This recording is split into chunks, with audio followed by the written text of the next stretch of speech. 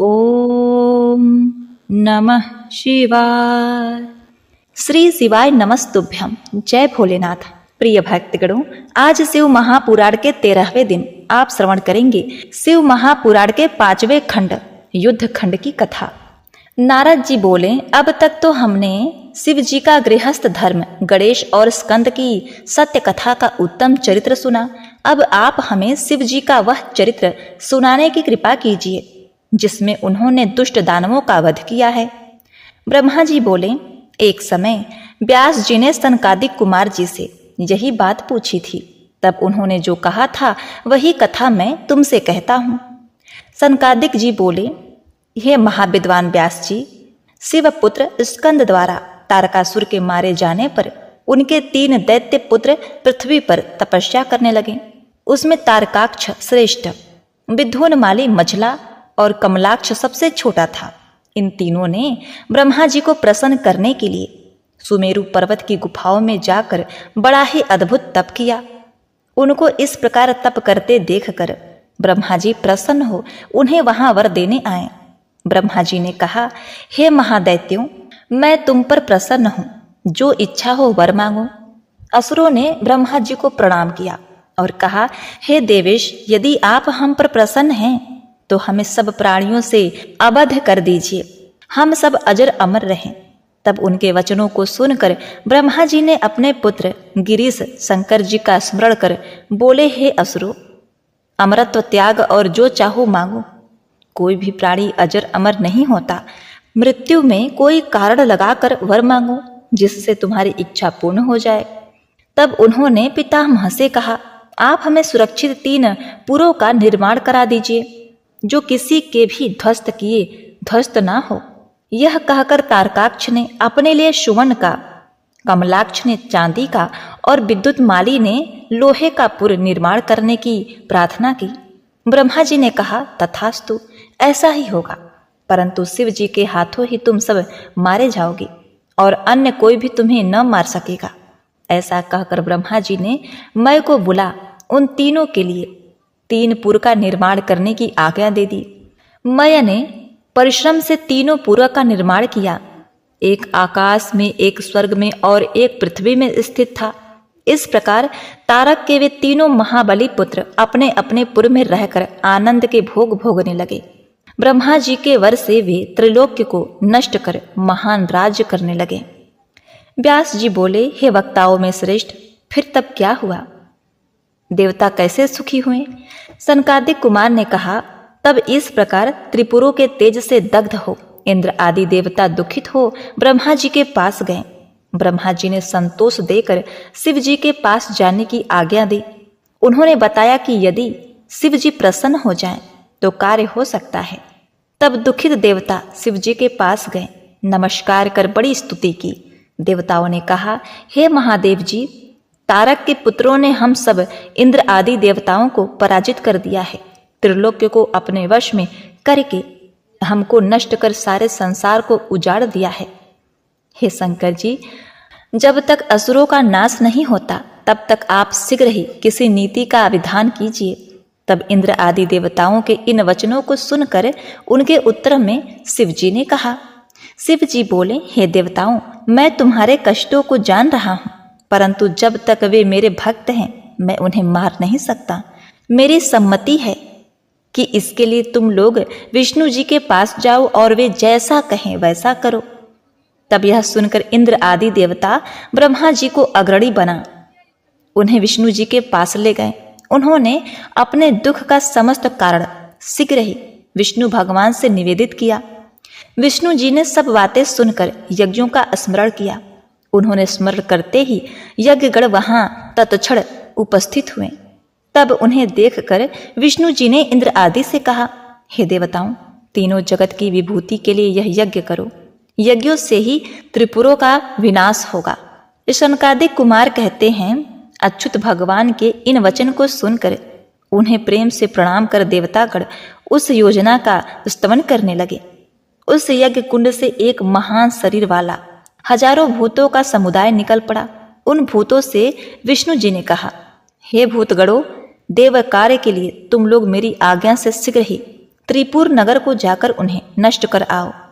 विष्णु जी के इन वाक्यों को सुनकर वे भूतगण दैत्यों के त्रिपुर नगर को गए, परंतु ज्यों ही वे उनके पुर में प्रविष्ट हुए त्यों ही त्रिपुरों के तेज से वे भस्म हो गए।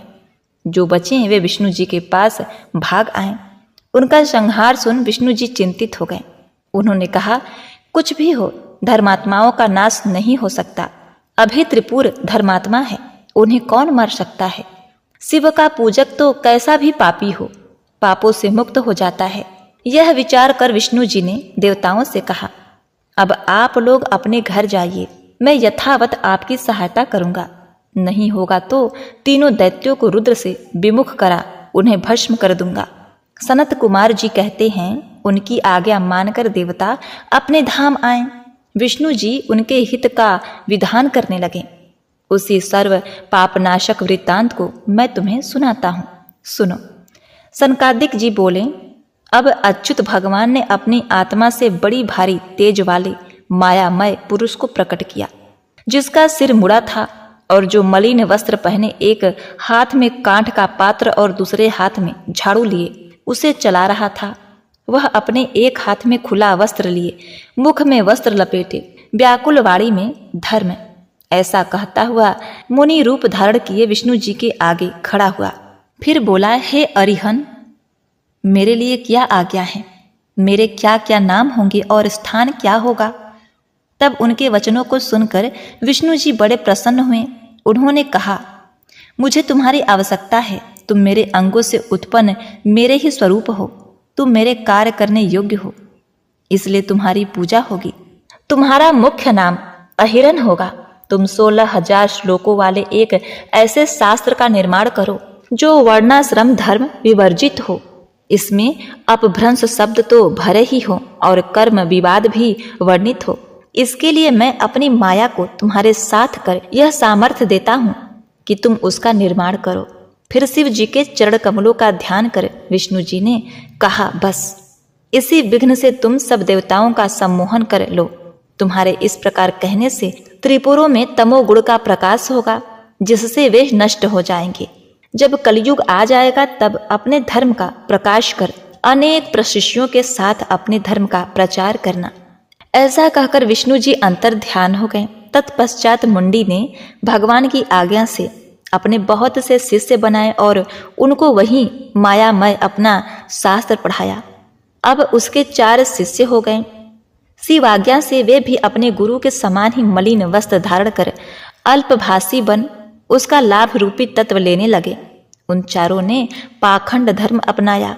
हाथ में पात्र ले नाक पर कपड़ा लपेट इधर उधर घूमने लगे। उन्होंने अपने हाथ में छोटे वस्त्रों से बनी हुई बुहारी ले लिया और जीव हिंसा के भय से धीरे धीरे पैर रखकर चलना किया। सनकादि कुमार कहते हैं, इसके पश्चात उस मायावी ने शिष्यों सहित शीघ्र ही त्रिपुर नगर को प्रस्थान किया। वहां जाकर उसने शीघ्र ही अपनी कृषि माया फैला दी और बालकों को मोहित कर लिया।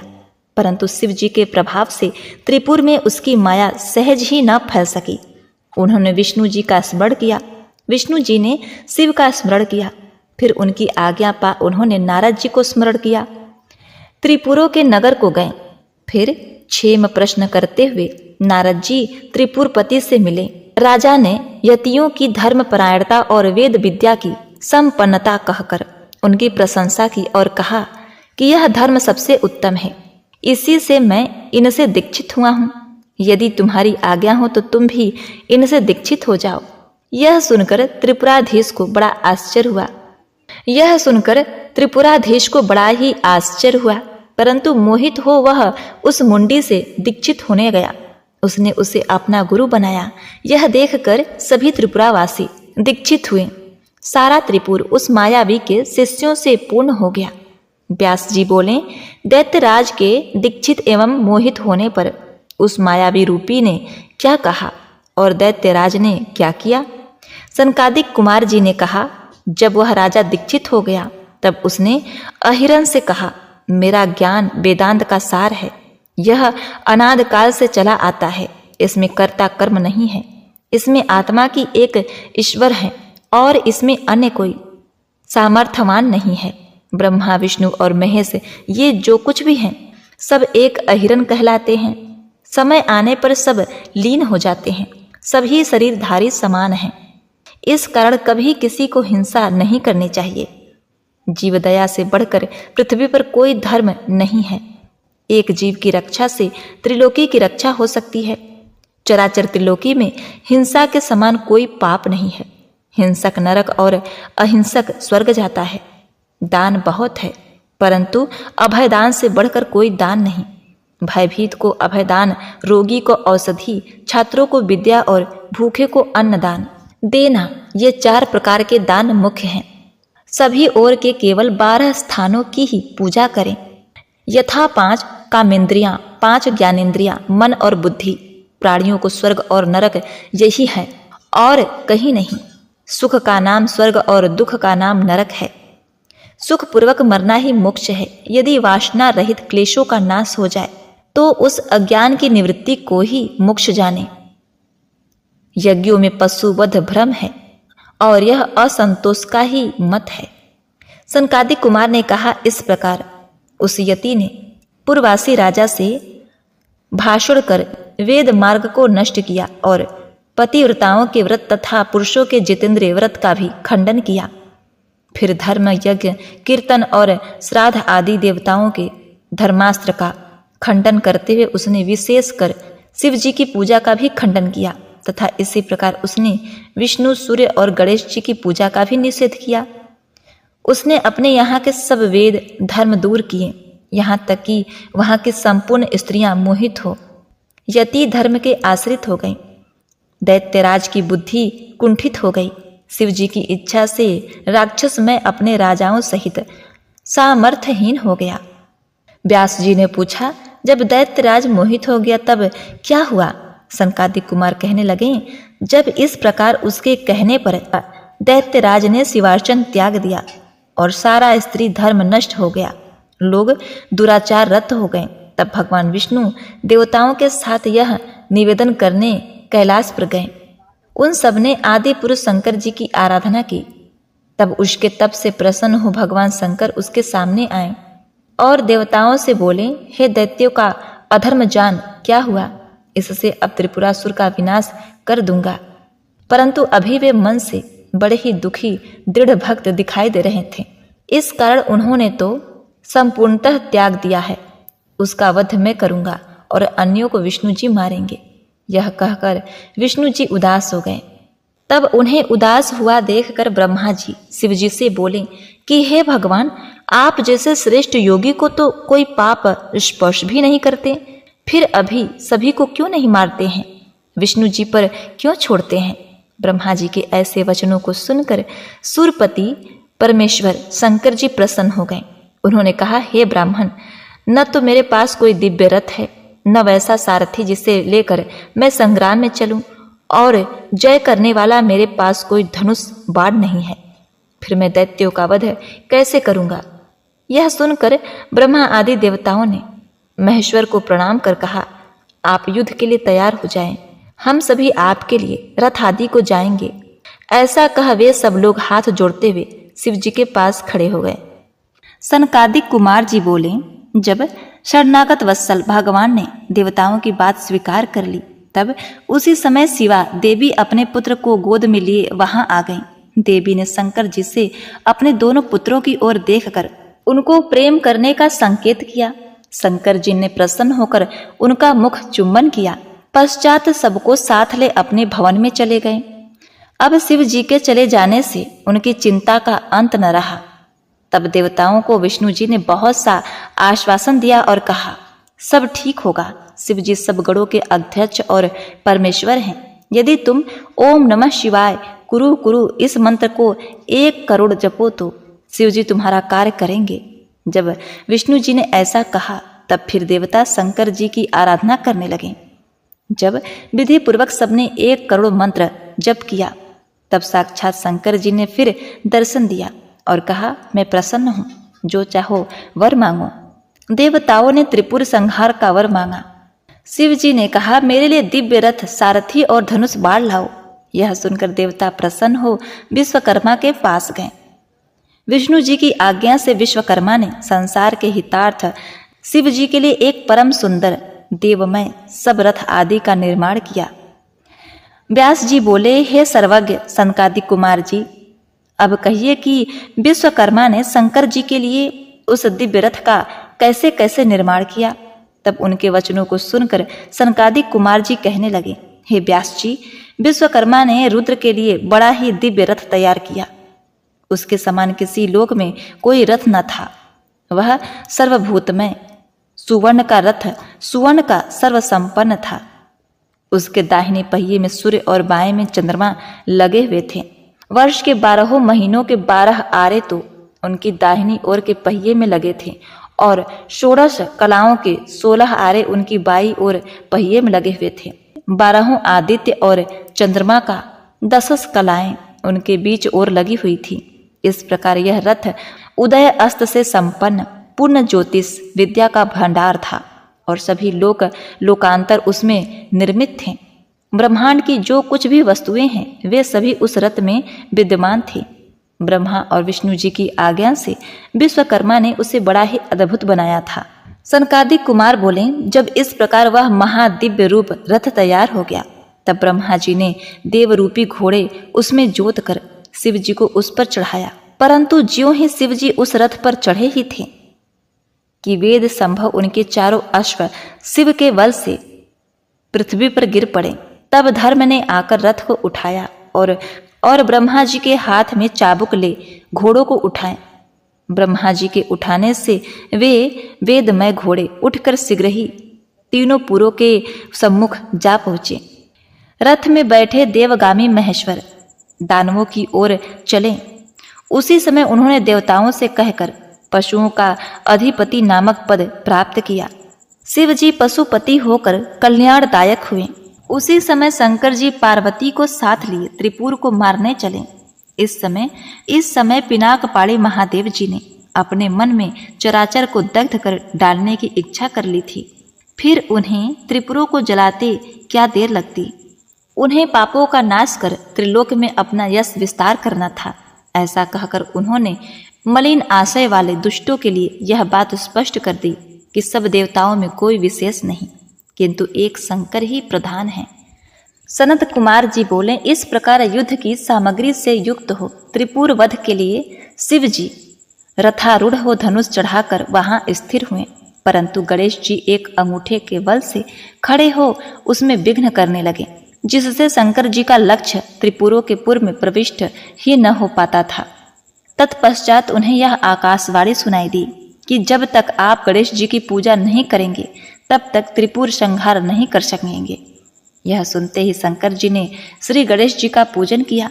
गणेश जी प्रसन्न हो उनके मार्ग से हट गए। फिर तो पूज्य शंकर जी ने धनुष सजाकर उस पर बाण चढ़ाकर पाशुपत अस्त्र से संयुक्त कर त्रिपुर संहार की इच्छा की। उन्होंने तत्काल ही करोड़ों सूर्य के समान प्रकाशमान अपने उस बाण को असुरों पर चला दिया। उन विष्णुमय अग्रित बाणों ने उड़कर त्रिपुरवासियों को दग्ध कर दिया।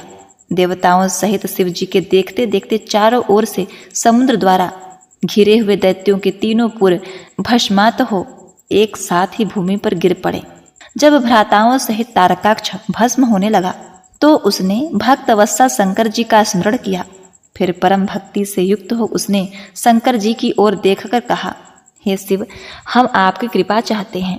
एतएव आप हम पर प्रसन्न होइए। अब हम आपसे यह प्रार्थना करते हैं कि हमारी बुद्धि जन्म जन्मांतर में आप में ही लगी रहे। ऐसा कहकर वे दानव शंकर जी की उस वही में भस्म हो गए। एक अविनाशी विश्वकर्मामय नामक दैत्य को छोड़कर थावर जगत सभी भस्म हो गए। तत्पश्चात वे तीनों शिव जी की पूजा के प्रताप से फिर शिव जी के गढ़ हुए। व्यास जी बोले, हे शैव श्रेष्ठ, आप धन्य हैं। कृपा कर अब यह कहिए कि त्रिपुरों के नष्ट होने पर मैं कहाँ चला गया और त्रिपुरपति कहाँ कहाँ चले गए। सनकादिक कुमार जी बोले, महाबुद्धिमान पराशर पुत्र व्यास जी, सुनिए, शंकर जी के चरित्र बड़े ही अद्भुत हैं। शिव जी द्वारा त्रिपुरवासियों का संहार होने पर ब्रह्मा जी देवताओं सहित शंकर जी की स्तुति करने लगे। विष्णु जी ने भी बड़ी स्तुति की। सनकादिक कुमार जी कहते हैं, जब ब्रह्मा आदि देवताओं ने इस प्रकार भगवान शंकर की बहुत सी स्तुति की तो लोकों के कल्याणकर्ता शिव जी ने प्रसन्न होकर कहा, हे देवताओं, वर मांगो। तब शिव जी के ऐसे वचन सुनते ही देवता प्रसन्न हो गए। उन्होंने कहा, हे देवेश, यदि आप हम पर प्रसन्न हैं तो हमें यही वर दीजिए कि हम देवताओं पर जब जब कोई संकट आवे आप हमारी सहायता के लिए प्रकट हो, हमारे दुखों को सर्वदा दूर कर दिया करें। शिव जी ने प्रसन्न हो तथास्तु, ऐसा ही होगा कहा। मैं सदैव तुम्हारी अभिलाषाओं को पूर्ण करता रहूंगा। जो मेरे इस चरित्र को पढ़ेगा और सुनेगा, मैं उसके सभी मनोरथ को सिद्ध करूंगा। ऐसा कहकर शिव जी ने देवताओं को अभिष्ट वर दिया। सनकादिक कुमार जी बोले, तब शिव जी को प्रसन्न देख उनकी कृपा से बचा हुआ मैं दानव भी वहां आया और शिव जी की ओर देखते हुए उनकी स्तुति करने लगा। फिर उसने कहा, हे भव, आप मुझ पर भी प्रसन्न हो। मैं बहुत सी स्तुति नहीं जानता, केवल आपकी शरण आया हूं। एतएव आप मेरी भी रक्षा कीजिए। शंकर जी ने उससे भी वर मांगने को कहा। उसने भी उनकी भक्ति मांगी। शिव जी ने तथास्तु कहकर उसे अपनी दृढ़ भक्ति दी। वह परमात्मा शिव जी को प्रणाम कर उनकी आज्ञा से बितर लोक में वास करने चला गया। पश्चात वे सब मुंडी भी वहां आए और शिव जी तथा विष्णु जी आदि सब देवताओं को प्रणाम कर अपने लिए आज्ञा मांगने लगे। शिव भक्ति नष्ट कर अपने दुष्कर्म पर पश्चाताप करने लगे। तब विष्णु जी ने उन मुंडियों से कहा कि तुम किसी प्रकार की चिंता ना करो। मैंने यह सारा वृत्तांत शिव जी की आज्ञा से किया है। कलयुग में जो मनुष्य तुम्हारे इस चलाए हुए मत को मानेंगे उन्हीं की कुगति होगी, इसमें संदेह नहीं। अब हमारी आज्ञा से तुम सब मुंडी मरुभूमि में जाकर निवास करो। मुंडी मरुभूमि की ओर चले गए। पश्चात सब देवताओं ने शंकर पार्वती सहित उनके गणों की सप्रेम पूजा की और यही अंतर ध्यान हो गए। जो मनुष्य शिव जी के इस चरित्र को पढ़ेगा और सुनेगा वह सब कामनाओं को भोग अंत में मोक्ष का भागी होगा। व्यास जी बोले, हे ब्रह्मा, हमने यह बातें पहले सुनी है कि भगवान शंकर ने ही जलंधर का भी वध किया था। कृपया कर मुझे शंकर जी का वह चरित्र विस्तार पूर्वक सुनाइए। जब व्यास जी ने उन महामुनि से इस प्रकार पूछा तो सनत कुमार जी ने कहा, हे मुने, एक समय जब देवगुरु बृहस्पति और देवराज इंद्र कैलाश में शंकर जी का दर्शन करने गए तो शंकर जी ने अपनी भक्ति की परीक्षा ली। उन जटाधारी दिगंबर ने उनके मार्ग में ही अवरोध कर दिया। उन शंकर जी को न पहचान कर दुर्बुद्धि इंद्र ने उनका नाम धर्म आदि परिचय पूछा और कहा कि शंकर जी अपने स्थान पर ही नहीं हैं या कहीं गए हैं। इस पर उस तपस्वी ने न कहा, परंतु त्रिलोकी के ऐश्वर्य से गर्वित इंद्र क्रोध कर तपस्वी को घुड़क कर कहा, अरे मैं पूछता हूं तू उत्तर क्यों नहीं देता? मैं अभी अभी तुझे इस वज्र से मारता हूं। ऐसा कहकर क्रुद्ध हो इंद्र ने जो ही उस दिगंबर को मारने के लिए हाथ में वज्र लिया त्यों ही सदाशिव ने वज्र सहित इंद्र का हाथ स्तंभित कर दिया। बृहस्पति जी ने उस पुरुष को प्रज्वलित देखा त्यों उनकी बुद्धि से उन्हें शंकर जानकर प्रणाम किया और दंडवत कर बहुत सी स्तुति की। फिर इंद्र को भी शंकर जी के चरणों में गिराया और शिव जी से बृहस्पति ने कहा कि हे दीनानाथ, हे महादेव, आप क्रोध रोक कर इंद्र के अपराध को क्षमा कीजिए। भगवान शंकर ने गुरु बृहस्पति से कहा, मैं तुम्हारी स्तुति से प्रसन्न हूँ। तुमने इंद्र को जीवन दान दिलाया है, इससे मैं अपने वर द्वारा तुम्हें जीवन नाम से विख्यात करता हूँ। मेरे नेत्रों की अग्नि अब इंद्र को पीड़ित न करेगी। बृहस्पति से ऐसा कहकर भगवान शंकर ने अपने माथे के अग्रिममय नेत्र से निकले हुए तेज को अपने हाथ में लेकर क्षीर सागर में डाल दिया। फिर लीलाधारी भगवान अंतर्ध्यान हो गए। इंद्र और बृहस्पति अपने अपने स्थान को चले गए। व्यास जी बोले, हे सनकादिक जी, आपको नमस्कार है। अब कृपया कर आप यह कहिए कि जिस समय शिव जी ने अपने माथे का वह तेज क्षीर में डाल दिया उस समय क्या हुआ? सनकादिक जी बोले, हे तात, जब शिव जी ने अपना देह क्षीर समुद्र में डाल दिया तब वह तेज गति से बालक बनकर गंगा सागर के समीप पर बैठकर अत्यंत उच्च स्वर में संसार को भय देने वाला रुदन करने लगा। समस्त देवता और मुनि व्याकुल होकर लोक पितामह ब्रह्मा जी की शरण में गए।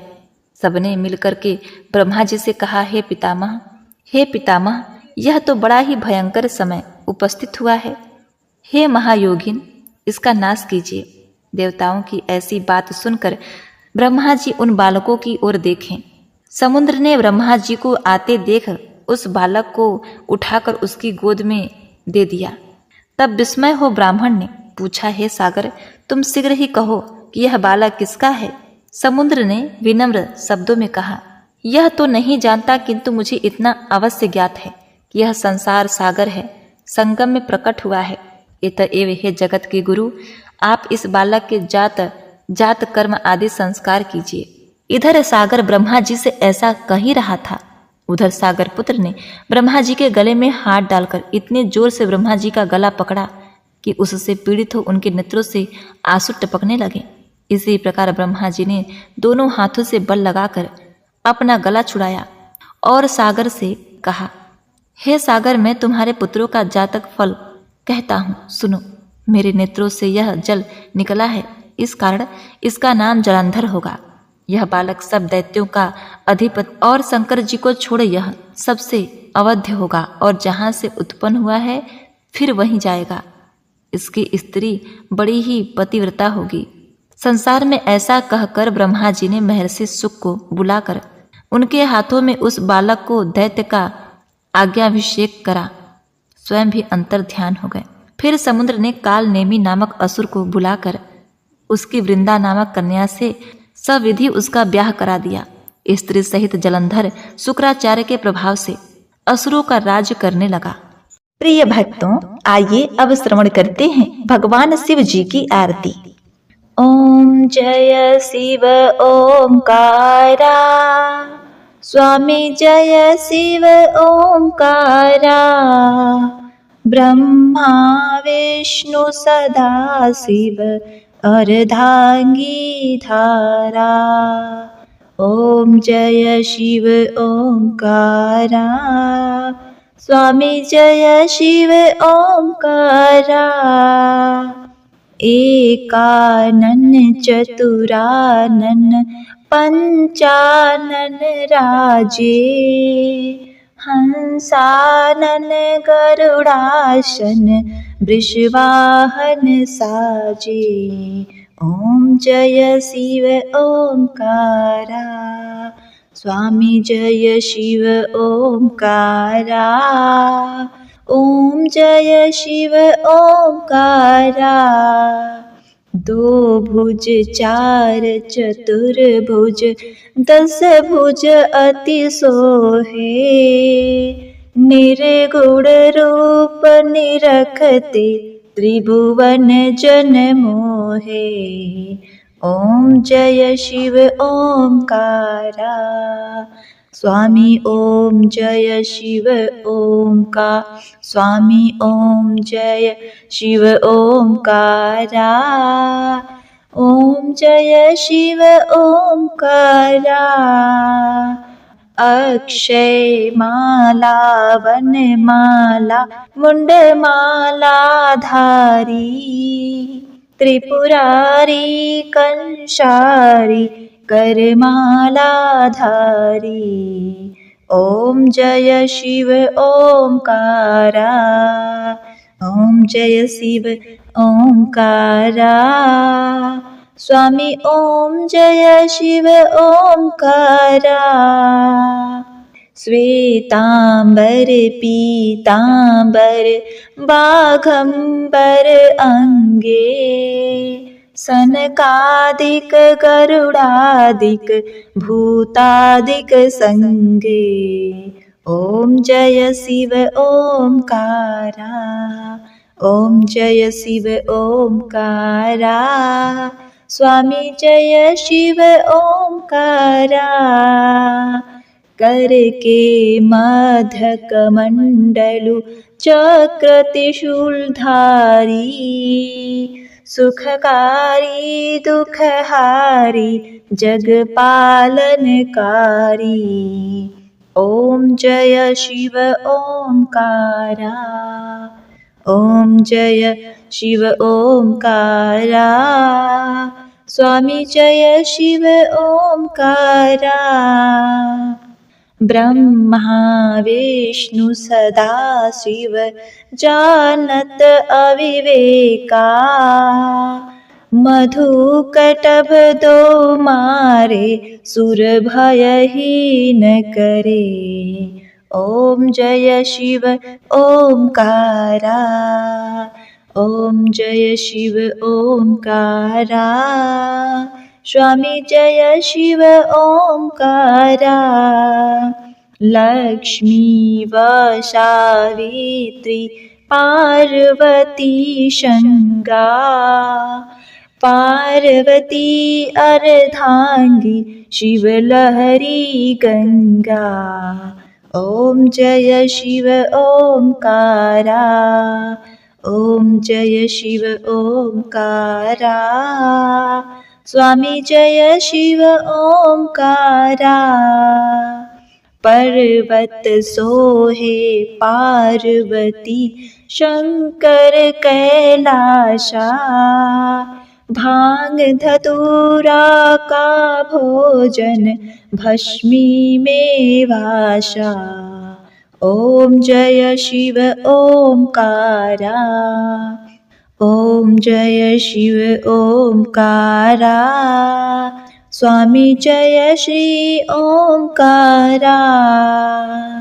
जटा में गंग बहत है गल मुंडन माला। शेष नाग लिपटावत ओढ़त मृगछाला। ॐ जय शिव ओंकारा। ॐ जय शिव ओंकारा। स्वामी जय शिव ओंकारा। काशी में बिराजे विश्वनाथ नंदी ब्रह्मचारी। नित उठत दर्शन पावत महिमा अति भारी। ॐ जय शिव ओंकारा। ॐ जय शिव ओंकारा। स्वामी जय शिव ओंकारा। त्रिगुण स्वामी जी की आरती जो कोई नर गावे। कहत शिवानंद स्वामी मन वांछित फल पावे। ॐ जय शिव ओंकारा। ॐ जय शिव ओंकारा। स्वामी जय शिव ओंकारा। ॐ नमः शिवाय। नमः पार्वती पते हर हर महादेव।